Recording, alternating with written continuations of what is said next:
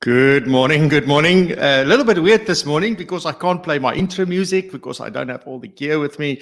I am down in the Paarl in the Western Cape and broadcasting live. And as we said many times on the show before, I think one of the dreams is that we want to take this on the road, and really excited to be able to do that. So this is the first time I'm doing this off-site. So this is a makeshift studio.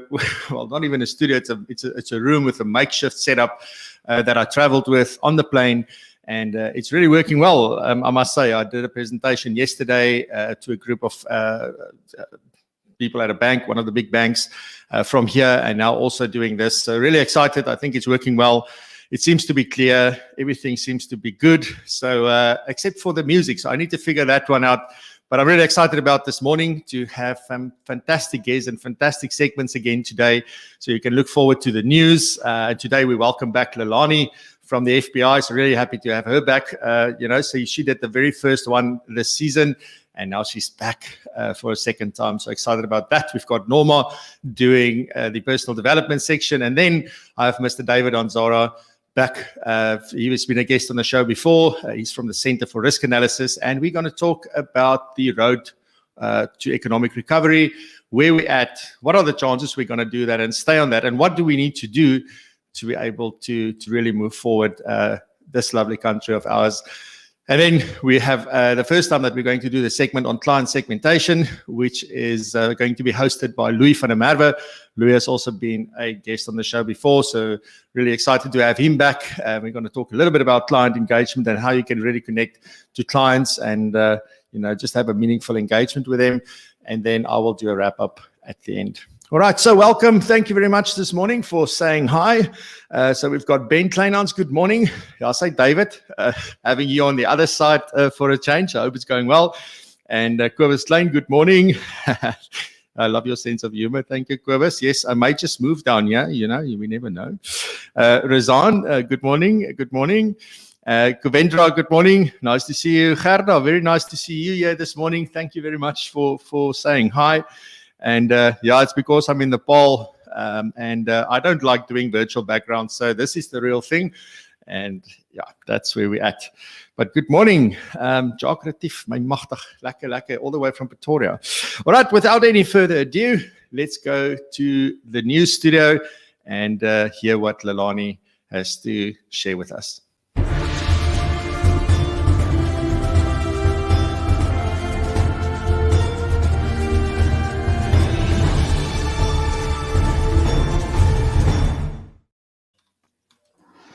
Well, good morning, Francois, and thank you again for the opportunity to chat to everybody. We have a beautiful panel this morning. I can't wait to hear. I remember meeting David the first time in Cape Town for Budget Trilogy last year with Keith Engel. So yes, let's have a look at what updates do we have. So the FSCA was a bit quiet over the past few weeks, but there is something that came out yesterday from the FSCA. It's quite an old guideline. I mean, the date was 28 May 2018, but I think the FSA is maybe experiencing some problems from FSPs in that they're uploading their rep register maybe in the wrong format, because remember, when you upload the rep register, there's a lot of SQL coding behind it. Therefore, they've thought it good to send out the guideline again, and I think the most important is to remember not to fiddle with the data in that Excel spreadsheet, and it's actually quite clever where they say that you should make sure that you don't change the format and they don't change anything on their side. So if it comes out gibberish, it's most probably something that you did. And if you look in the second page, it's actually there's a big red line. The font must be 900. And it says, do not change the format of the spreadsheet sheet in any other manner. So it makes sure it says enter your FSP numbers, digits only, example 1, 2, 3, 4.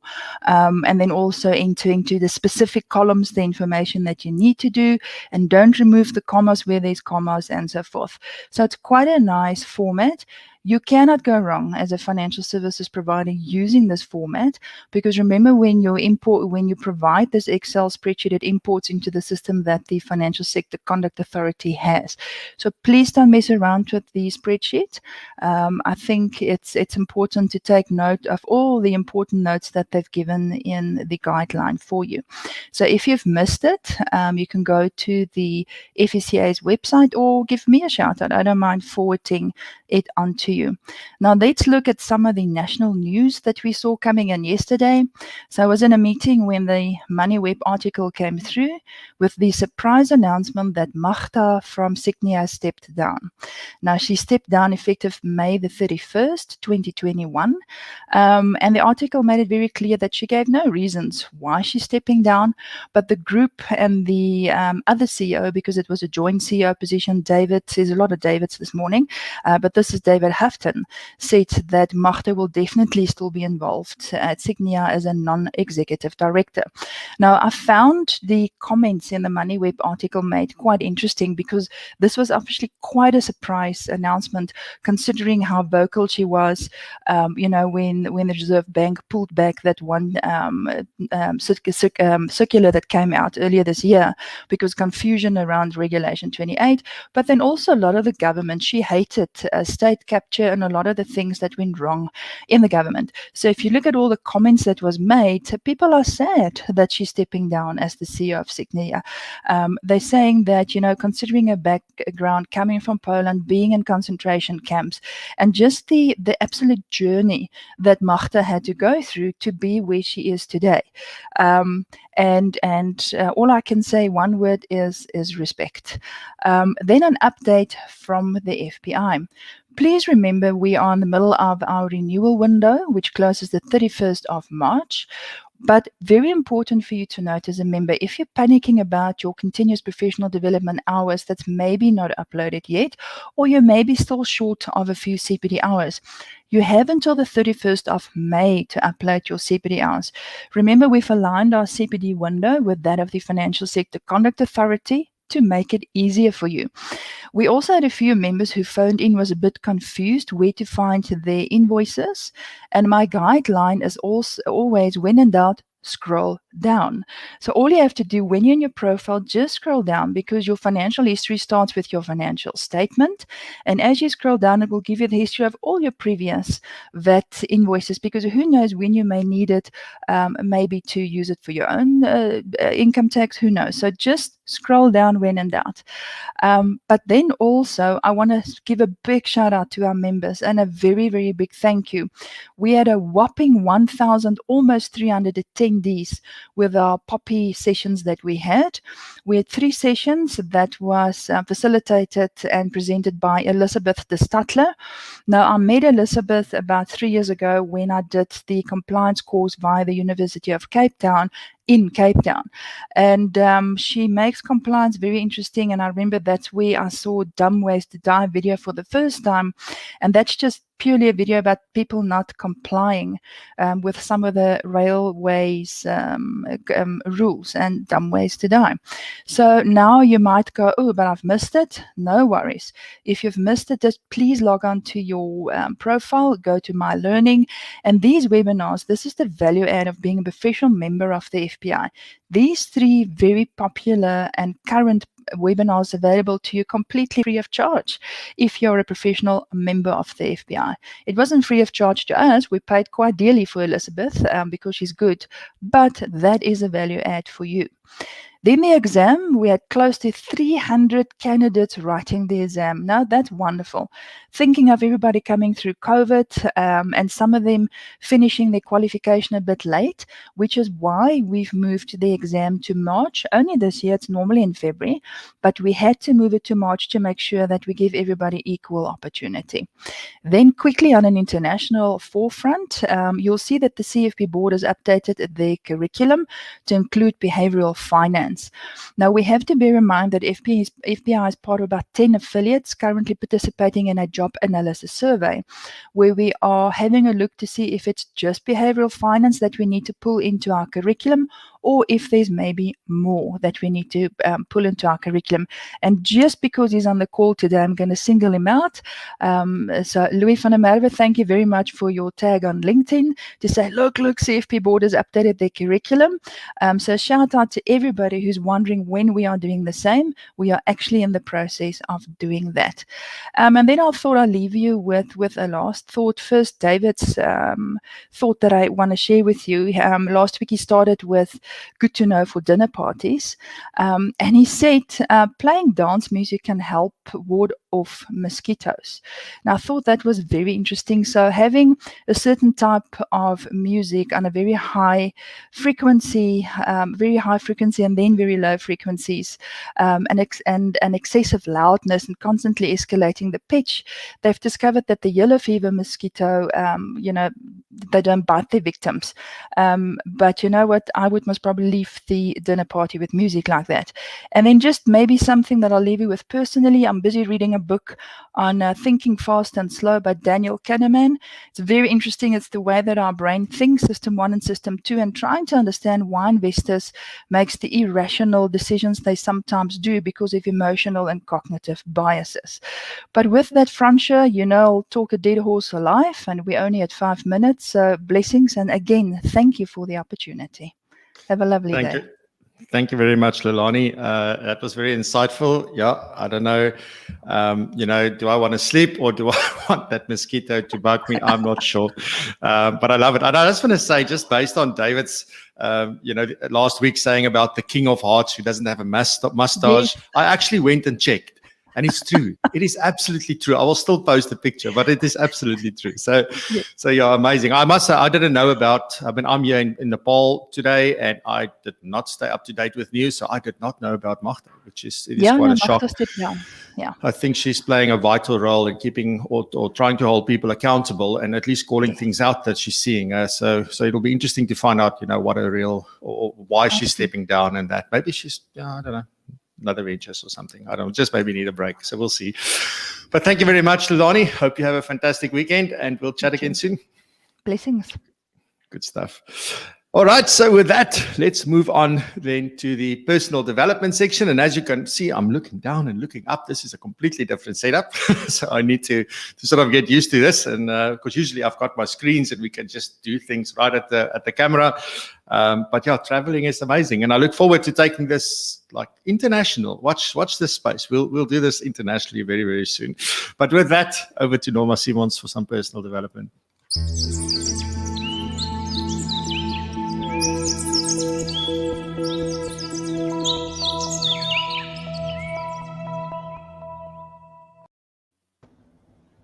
Good morning, Francois, and good morning, everyone. So today we're talking about when things are hard and I want to quit. So I think for Francois, and if his crowd is anything like him, then you know all about doing the hard things and doing things that you sometimes don't even feel like doing, or doing the things that you don't like doing in your business. So I challenge you today to think about the other areas of life where you might not be doing the hard things. So think of areas like maybe your physical health, your emotional health, things like relationships. So relationships with an intimate partner, or parenting, or relationship with friends. Maybe looking at how you spend your time, how you spend time doing hobbies or maybe sports. In your money area, and then obviously business is also one of those areas. So I think to have an extraordinary life, we basically sign up for the hard things. So it's quite important to have the right mindset. And I think if we change the way we think and we feel about the hard things, then it can make it a bit easier. So I want to touch on 5 things that you maybe can keep in mind while doing these hard things to maybe take the load off it a little bit. So firstly, we don't have to do anything. So we don't have to pay taxes, we don't have to build a business, we don't have to parent, and we don't have to look after our bodies, but we choose to do that. So if we choose to do that, we are trying to avoid something, or we're trying to gain something. So if we pay our taxes, we avoid getting penalized. And if we, for instance, build beautiful relationships, we gain great connections with people. So The next would be if we ask ourselves, why are we doing these certain things that brings us to a goal? So it's important to know the deeper meaning behind the reason you're doing the hard things.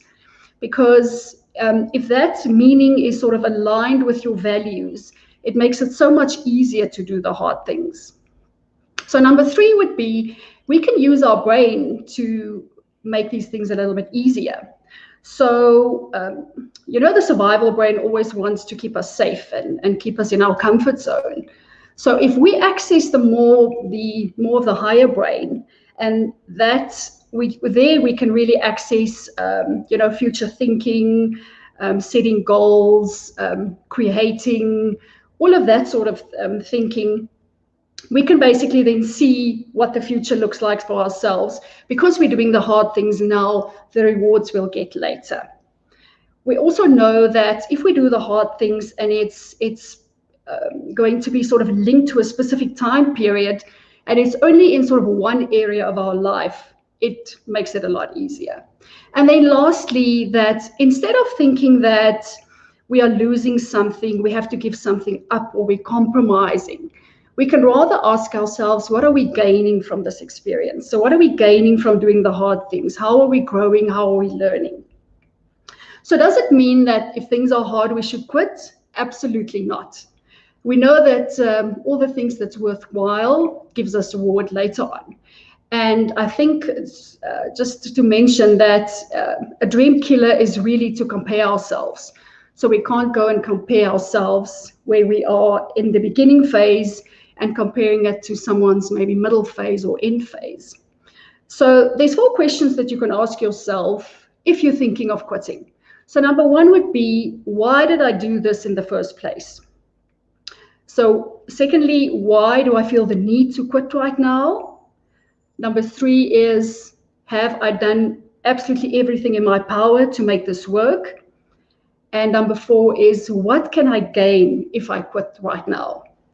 So sometimes it is to our benefit if we quit or we let things go, because sometimes we are not invested in a goal anymore, or our circumstances might change, or this goal is not aligned to our values anymore. So just in closing, that yes, to do all the things that's worthwhile and that gives us value and rewards at the end of the day is hard. But just know that nothing has gone wrong and we don't need to quit. It only means we have to go back and ask why we're doing it, and then that why needs to be aligned with our values. That's all I have today. Thank you, Francois. Thank you, Norma. I'm just standing here thinking. I mean, I've had an amazing day yesterday, and I think today is going to be amazing as well. So a lot of thinking happening, down here in Cape Town, which I enjoy. And this just gives me some more to think about and to reflect on. And I look forward to discussing this with you when we see each other riding some bicycles in Bidon very soon again. So thank you very much. Have a good weekend. Thanks, you too. Thank you, everyone. Bye. All right. So before I bring my guest on, I can't wait to talk to David. I just wanted to quickly 2 things before we move on. The first one is PROpulsion Pro. So we are on 21 members at the moment that has joined. Thank you very much. Really excited to welcome everybody. People have joined the network. Most of them have joined the social network that we've got. So please go and check it out. You can definitely learn more and see what it is about. And you can even watch on this page as well. There is the launch video if you missed the launch. So you can simply go to propulsion.co.za/pro to learn more about that. And then also very excited that finally the new tax tool is out. So the updated version is now available. And you can also go and find this at propulsion.co.za/tax tool. And this is the latest version. And there's some exciting things coming, so which we will share about more in the coming weeks. But the tax tool is now updated. There's a few things that have changed there. So go check it out. You can even get a free trial and try it out. It is Excel based still at this point in time, but soon, watch this space.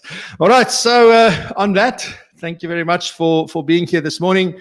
And with that, I am introducing my featured guest for this morning.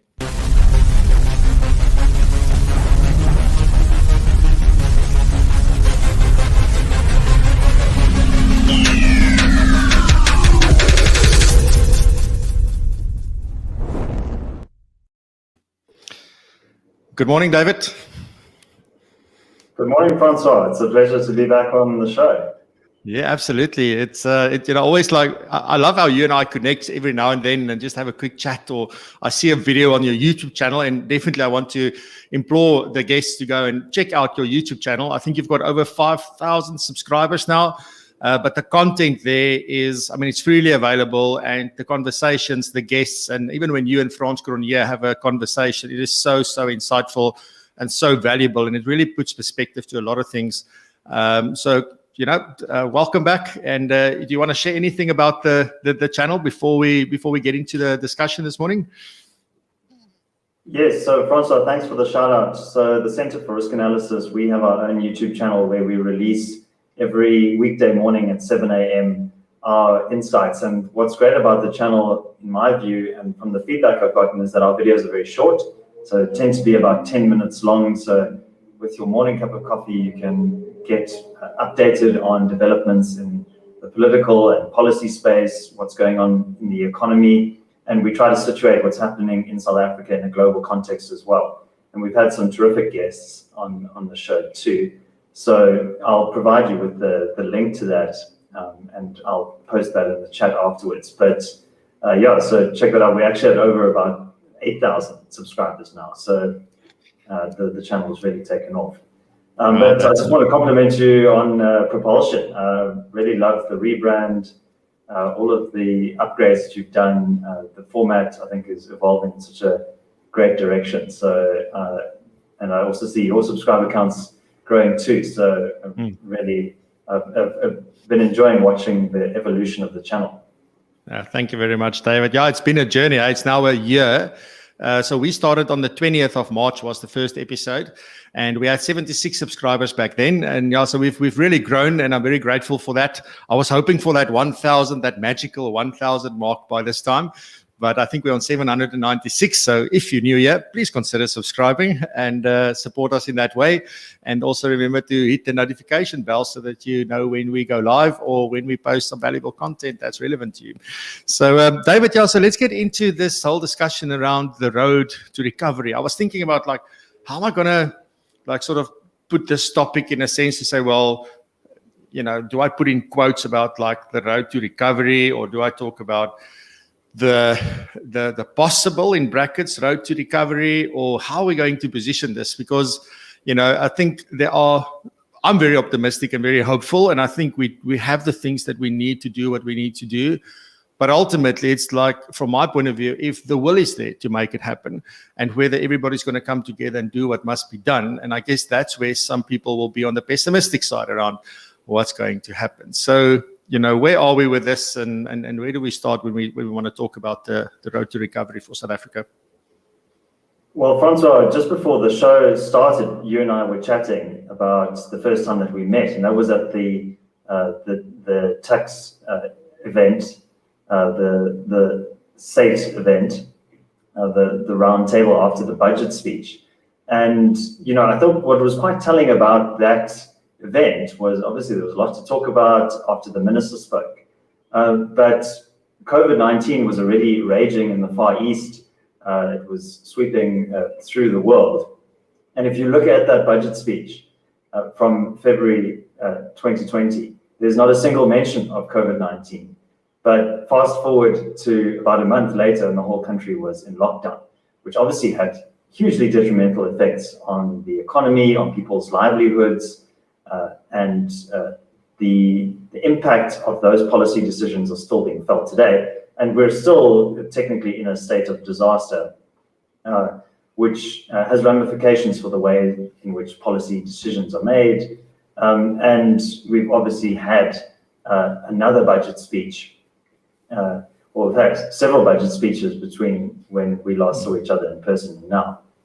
But the most recent one at the end of February revealed some pretty startling figures for where the economy is at the moment. And we recorded in 2020 a negative 7.8% growth rate. So really a cratering of the economy. South Africa is not unique in that regard. Many economies around the world did suffer similar effects.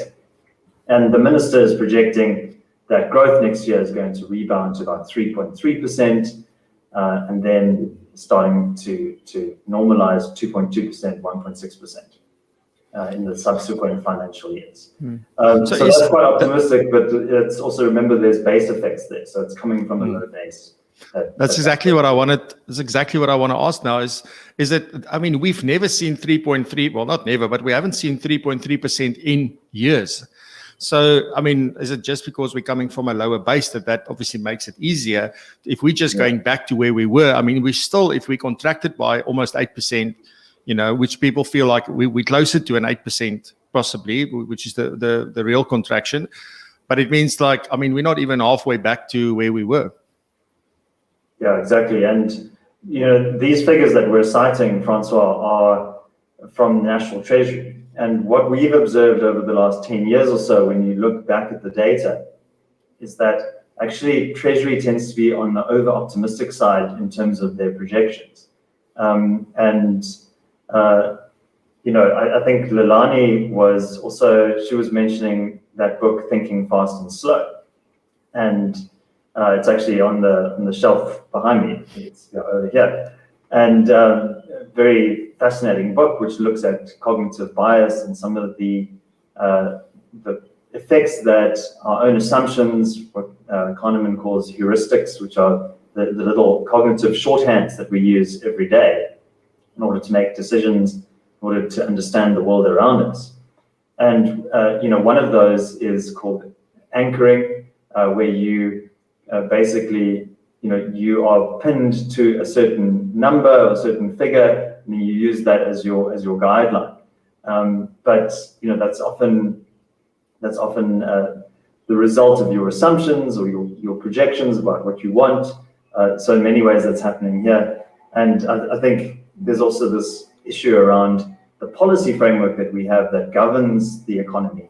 And one of the biases there, I think, is a status quo bias, that we have this set of policies in place, and some of them are not working very well. And we kind of double down on some of these bad policies rather than saying, well, are these policies really worth keeping, and should they be discarded? So I really like Lelane's mentioning of that book, and I think it's a very good way of understanding how we make decisions and some of the flaws in our decision making. Yeah, and I guess it's also part because we like to hang on to the things that are confirming our beliefs or our viewpoints that support that, and we don't want to hear the truth sometimes. And also, I think, you know, often, and I love Tito Mboweni because, like, I mean, he makes the budget speech fun, right? It's never that boring. There's always a little joke or a little side punch or something happening when he's talking, and I think he also tries and bring hope. You know, but I think we definitely need to be realistic around this. And you're referring to some of the policies. So which policies do we seriously need to take a look at that we need to change? And we need to almost, I don't know if update is the right word, but which policies need some change or reform or revamping in order to support this road to recovery that we need to seriously get on? I mean, it's a great question, Francois, but maybe we should just take a step back and look at the broader context of what the minister presented.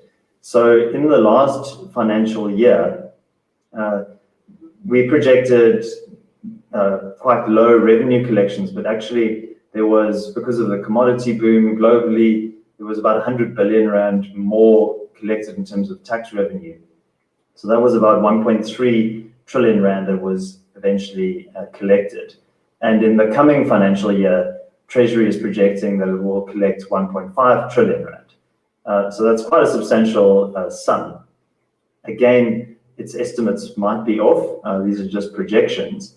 But also bear in mind that the government is projecting to spend 2 trillion rand. So there's a 500 billion rand shortfall that needs to be made up somehow. And that is mostly through borrowing. So there is an enormous fiscal deficit.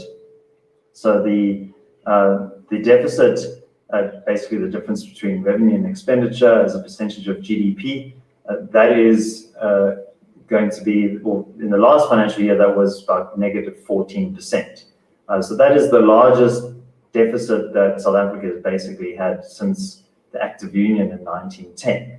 And so that's through both world wars, through the Depression, through the late apartheid period, where there was divestment campaigns and fiscal crunch. And so that is really an unusual and a very serious situation in terms of our public finances that the country finds itself in. So, and as I said, in order to finance that deficit, we're going to need to borrow increasingly more. And so that is now about 82% our debt to GDP ratio. So that debt profile is ballooned. And it was only a couple of years ago in the 2019 budget that the debt profile went past that 60% mark, which many economists see as a warning sign. Again, South Africa is not unique in this regard. There's a lot of capital flowing around the international financial system. And so looking for yield, South African government bonds are still offering quite attractive yield compared to the developed markets. So a lot of foreign investors still have an appetite to buy South African corporate government bonds, SAGBs. So that is helping us in a way, but it's also fueling our reckless public spending behavior. And so debt service costs are now rising. And so that's the amount of money that we spend on just paying off debt. So that's about 270 billion rand. And that's a significant proportion of our overall spending. So if you, I've got some figures here. So if you look at that spending, that's about 13.8% just debt service costs of our entire expenditure. So that's larger than the entire health budget, for example. That's just on paying off debt. And then we have about another 32% of our expenditure being spent on paying for government employees, so civil servants. So if you add those together, that's about 45% of all spending, which is going to paying for government consumption, essentially, and also debt service costs. So that is money that's not going to social programs, to infrastructure, to other critical areas of service delivery. So that's, I think, a big red flag, and potentially a problem that's going to really come back to bite us in the years ahead. Yes, and I mean, I'm just thinking about like when you repay this debt, yes, there's capital that we're repaying, but that interest portion, as you said, I mean, and that percentage, I mean, it becomes a cash flow issue. And at the end of the day, you need cash to pay that. And I mean, are we, just as this may be a very funny question, but, are we borrowing money to repay debt? Or are we borrowing money to do other stuff because we've used the money that we had to repay debt? Or how are we using the new money that we're borrowing? Well, where is that going? Any idea? Well, a lot of it is just going to government consumption, Francois. So it's to pay the wages of civil servants. There was some talk of a 700 billion rand infrastructure investment program. And don't get me wrong, infrastructure is very important, but it's not a panacea for growth. And, I think just on that concept of growth, I think a lot of government's very ambitious social programs, social welfare programs, and other initiatives could be much more realistic, much more sustainable if we had higher levels of growth. So the minister was very quick to point out that this is not an austerity budget, but I think he used that term in a pejorative way. But I think that the government is living well beyond its means, and we do need to trim back on expenditure. But there are consequences if you had to dramatically cut back on government spending. That would ripple through the economy. I think that needs to be done in a phased way. But we can grow our way out of many of these problems if we have the right policies in place in terms of the labor market, in terms of guaranteeing property rights, and also ensuring the rule of law, ensuring that business compliance costs and the overall compliance burden is reduced. So those are quick wins that would really unlock a lot of growth and potential in the economy. Where are we in terms of labor? So let's talk a little bit, let's move on to labor and talk a little bit about that, because I mean, obviously there's been a lot of job losses. Are we recovering some of those job losses at the moment? Where are we in terms of labor? And then also, I think a second part to that question would be like, is the current labor environment supportive again of a recovery, or do we need reform there? And if so, what would that look like? Yeah, so there was a survey released recently, the Beyond COVID survey, which highlighted that about 1.2 million jobs were lost during the lockdown, some of which will be recovered. Many small businesses in particular, according to the survey, also temporarily closed their doors, stopped doing business. So the impact, for example, on the tourism industry has been profound. We've done some videos on that on the CRA channel, and general hospitality industry as well, so restaurants, and so a number of sectors were less affected. For example, mining, manufacturing. During the initial lockdown period, they suffered a reversal, but were able to come back. And I think one of the mistakes that the government made was this very arbitrary classification of essential versus unessential businesses. If you are a business owner, that is an essential business for you and for your staff. So I think that was definitely a misstep. I think hindsight is 2020. There were a lot of unknown variables around the virus at the time, this time last year. But I think what should have been done is say, well, what can we do to protect the population? What PPE equipment is needed? What health and safety protocols need to be put in place without doing unnecessary damage to the economy? So if you remember the Department of Trade and Industry and Competition, they prohibited online retail during the lockdown. They restricted the purchase of certain items of clothing, like open-toed shoes and T-shirts. So this created a lot of uncertainty, unnecessarily harmed many sectors of the economy. But your question was about the labor market and how do we get back some of those jobs? Well, unfortunately, South Africa is characterized by a very rigid labor market. The skills profile of that labor market is quite mixed. So you have a percentage of the population which is quite well integrated with the global economy, they're relatively skilled and dynamic, but the overall skill set of the labor force is quite low, and that is a result of a variety of historical factors, the poor educational outcomes, also tertiary education is not producing necessarily the skills that are required for the economy.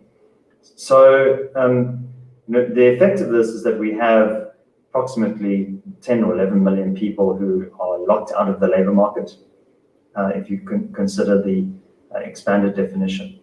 So, and that is a very serious situation for those millions of people. They're essentially dependent on the state for welfare or on their extended families. They do odd jobs here and there, but aren't really able to participate meaningfully in the economy, which has all sorts of social and political implications.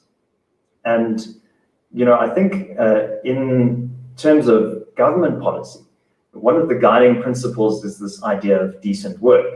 And you and I are very fortunate to have, decent jobs in that kind of broader definition. But many people don't have that luxury of only being able to take a quote decent job. If you look at the development trajectory of a number of emerging markets like Vietnam, Somalia, not Somalia, I beg your pardon, Ethiopia, which has grown tremendously over the last few years. You'll see that a lot of these countries have been able to effectively harness low value adding manufacturing, which employs a huge mass of people and which often doesn't pay particularly high wages, but gives people a first step on the ladder in order to earn a small income in the beginning, but which enables them to get the skills that they need to be competitive in the labor market. And in South Africa, our legal and regulatory framework that governs the labor market is very restrictive.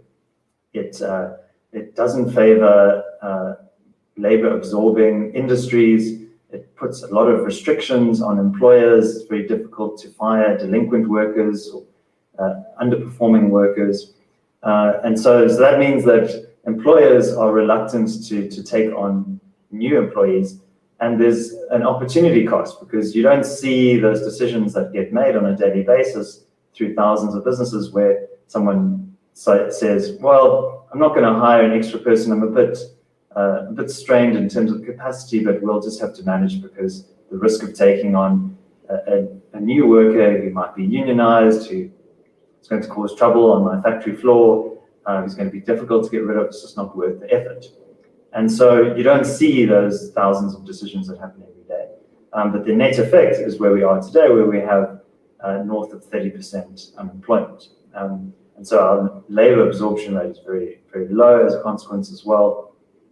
And there's other factors. There's the national minimum wage, which seems to be quite low, but is actually, I think the effect of it is that it also prices many poor people out of the labor market. So it's at about 3,500 Rand per month, which is not terribly much. But what's worse than that is earning 0 rands per month. And so we need to incentivize employers to offer those job opportunities. And there are a number of work, the YES program, a lot of make work initiatives that are offered by the government, job creation schemes. But the government's really not very good at creating jobs, or at least jobs that generate new value. They've created a lot of government jobs, about 2 million of those through various spheres of government. But we need to free up employers to be able to take a risk on somebody who might not necessarily have the skills or the profile, but is willing to work hard and to improve their circumstances. And that's really how you create jobs in the economy. So we do need a fundamental revision of the Labour Relations Act, the Basic Conditions of Employment Act, the National Minimum Wage Act. I would suggest actually getting rid of the minimum wage just because of the circumstances that we have here. But the president is obviously a big champion of that. Yeah, so we do have a fundamental misalignment of our regulatory framework and our labor market, and we should be creating laws that are suitable to the labor market that we have rather than the labor market that we wish we had. That I think that sums it up perfectly, David, because and I think, like, looking at what happened and how many people, yes, they were forced to maybe retrench, but I think there's also a lot of employers who use this as an opportunity to get rid of, people that were not productive and that were causing problems on floors and things like that, because they suddenly had the perfect excuse almost, which is very sad.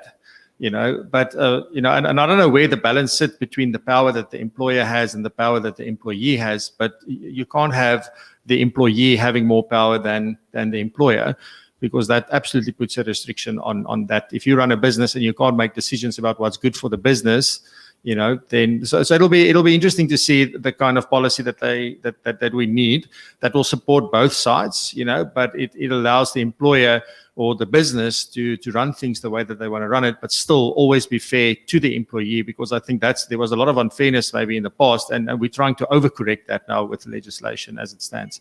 And that's quite, I think that's one of the biggest things that, from my point of view, that we need to change from, to help us on this road to recovery. And I think even somebody like Dawie Rood says this quite often. If you watch on Bait Sake, and he almost like every time he talks, he's talking about labor and all of these things as well. So very interesting point there. So, and also, if I can just come in there, we do a lot of polling at the Center for Risk Analysis on attitudes towards political parties and political leaders. And one of the data points, which I think is quite revealing, is that support for the ANC is highest amongst people who are unemployed and seeking work or not economically active in some way. So about 55% of the people in the not economically active category stated support for the ANC, the unemployed 52%. So there are political reasons behind these policy decisions. And when you're unemployed, you're, as I mentioned earlier, dependent on a state welfare grant. And so government uses that as a way to engender a sense of dependency.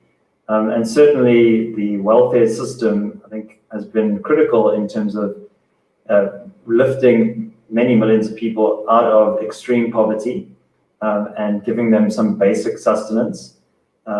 But that obviously comes with a huge cost. There's also means that at the margins, people who might have otherwise been forced to search for work or create their own opportunities, they are going to maybe prefer welfare.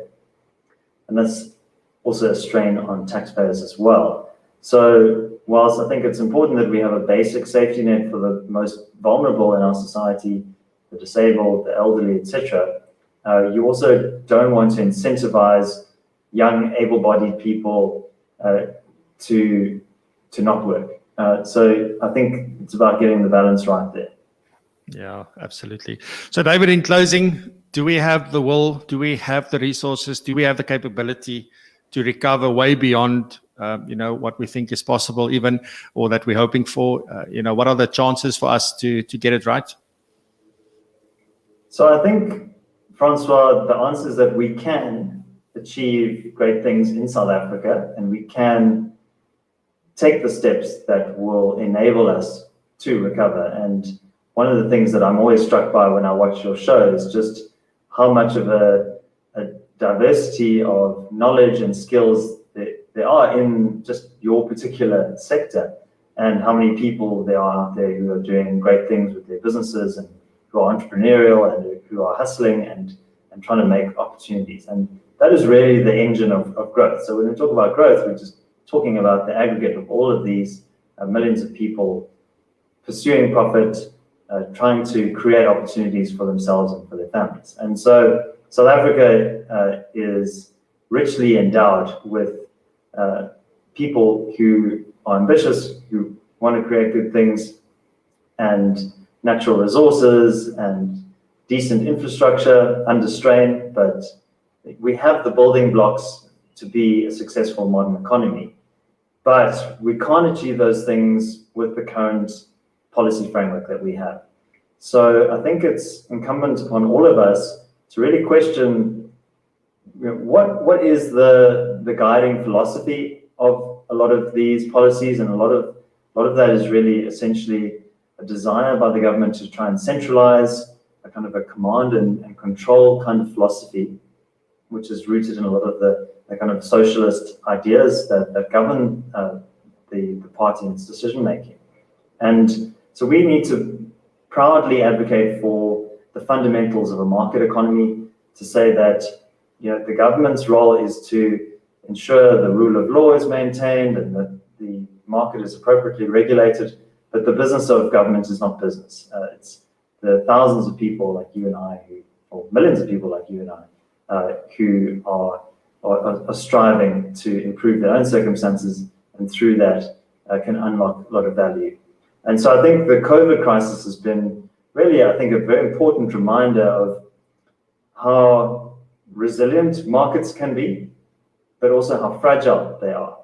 And we can't take the things, the advantages we have for granted. We need to preserve and protect them. Property rights is a very good example of that. We should not be having a discussion around amending the Constitution to enable expropriation without compensation. That sends totally the wrong message to investors. No investor in their right mind is going to want to have that kind of uncertainty hanging over their heads. So we need to be quite bold and firm about pushing back against some of these policies.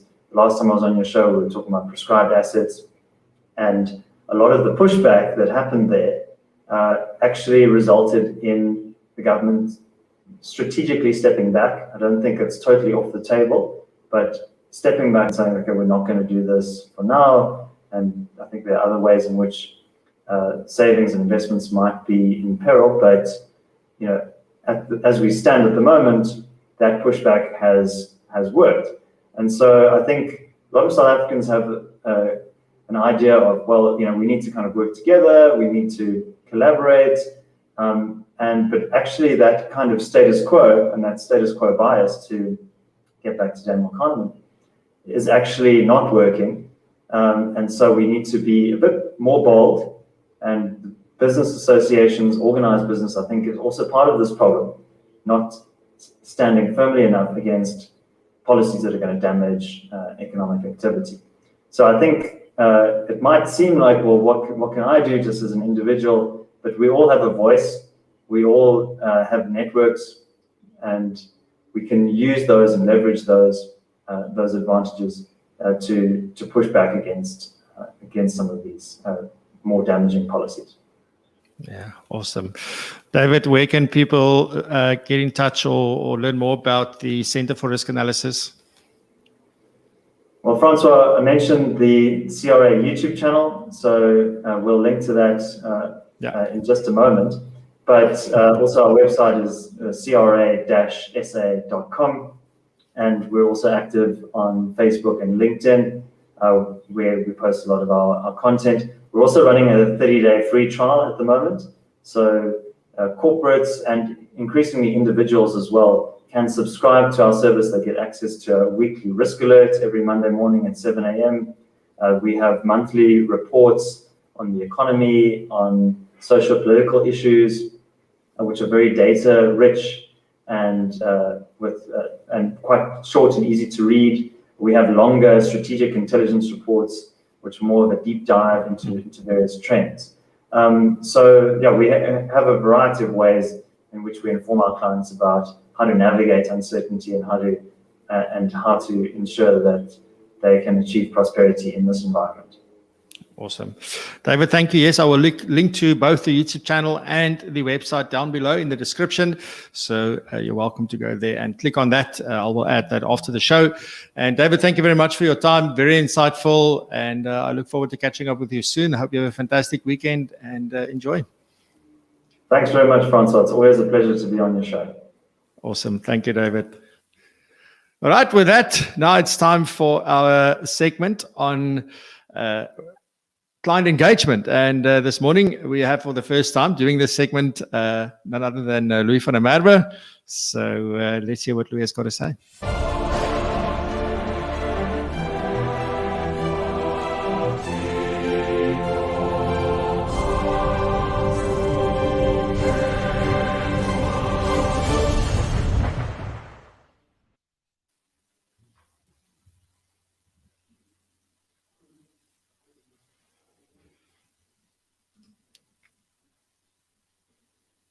Good morning, Francois. Yeah, Louis, I can hear you, but I can't see you. That seems to have been a technical difficulty. Yeah, load shedding. It's not how you want to start your client engagement. Let's see if I can fix it in 2 seconds. Yeah. Is that better? Yeah. There we Welcome, go. Louis. There you go. Right. So good morning, Francois, and good morning, listeners. So when Francois asked me to talk about client engagement, I saw it ended up being client segmentation this morning. The first person that came to mind was Julie Littlechild. Now, it might sound like Julia Child, the author of the cookbook, but it's not. She also wrote a book. It's called Absolute Engagement. It's really high on the list of recommended reading. But what's fascinating to me is that last year they did a survey mainly around American clients of independent financial planners, typically high net worth clients. And the sample was around 1,000 people. And what they wanted to find out, amongst many other questions, is how often do these people think about leaving their financial planner, right? So when we think about client engagement, it means that connection between the advisor and the client. And interestingly enough, in 2019, that figure was about 20%, right? So 20% of clients often thought about starting to look for another advisor. And in the industry where, the rates of people leaving advisors are typically quite low, this is probably a very good thing to measure, to see a kind of predictive analytics. Update that to 2020, and that rate jumped to 30%, right? So that was quite a big increase. And what we want to look at is quickly say, okay, well, what are the reasons for that? And the two gaps that the research came up with is a gap in the relationship, but also a gap in how those people feel in control of their finances. So from a relationship perspective, the most important one there was the gap between clients wanting to feel like advisors put their needs first. Okay, so that's quite a key one. And when you come to the action points, we'll try and unpack that a little bit. Interestingly enough, clients that felt more in control of their finances were also more likely to refer people. So they measure this through something called the Net Promoter Score. And this group of people that were really engaged and felt in control of their finances was 70% more likely to refer people. So what we're trying to get to is to move from this group of people that feel like they want to look for another advisor to someone that's so engaged and so in control that they actually feel comfortable referring your services to friends and family. And that's the specific question they answer. So brilliant article to read. I want to highlight 3 of the top points that they also have, in terms of what we can implement. And my take on it is, to focus on client goals. Bill Bacharach has a great way to phrase that. He asks clients, what are the things that require both planning and money? Right. So asking someone, what are your financial goals or what are your goals, tends to lead to a very bland answer. But if you zoom out a little bit more, then you can start asking better questions. That brings me to widening the scope of your services, right? So adding services over and above just delivering performance. Be very clear on what your value offering is and why you charge that. And then lastly, be the guide. Don't be the star of the show. Try to get your clients energized about the future so that they feel in control of their money and hopefully move from that group of wanting to look for another advisor to being able to refer you. And with that, I want to wrap up the first client engagement session. Thank you, Francois. Awesome, Louis. Thank you very much. That was like a short, punchy, and very powerful. And I love the action items at the end. So thank you for that. I love that last part about, be the guide. If you look at typical storytelling, there's a hero, and it's often not you who's the hero, it's the client. And, but in all good stories, this person starts off, but then they meet a guide, before we get to the villains and all those things. So it's really amazing. And I love that part. And it's such everything, whether you look at Star Wars, Lord of the Rings, you can look at all of them. Like those, for me, those are epic movies. So maybe there are better examples. I don't know if Terminator would in fact qualify, but there's always a guide, that really leads the person to grow and to get to where they want to be. So we play that very important part of being the guide. So really love that. Louis, thank you very much. Well recovered from that little technical glitch. And so till next time, thank you very much. Have a good weekend. Bye-bye. Good stuff. Let's wrap up.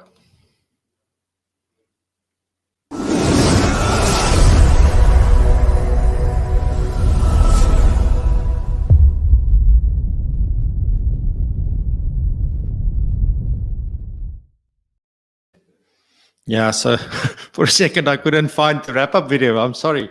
So, but that's how it goes. I'm a little bit out of my element, I must be honest. It's amazing how you get used to your environment and how you do things and where things are. And I have a natural way of checking everything, and I know exactly what to do when I need to do it. And now just everything's still sort of the same, although I have a little bit different equipment here. but the environment is completely different. And suddenly you're like, oh, okay, where do I start? It's amazing how that affects us. And I think it's a good thing. We should be changing our environment every now and then, because it helps us to grow. It helps us to adapt and just get used to that fact that, you know what, things are never going to stay the same.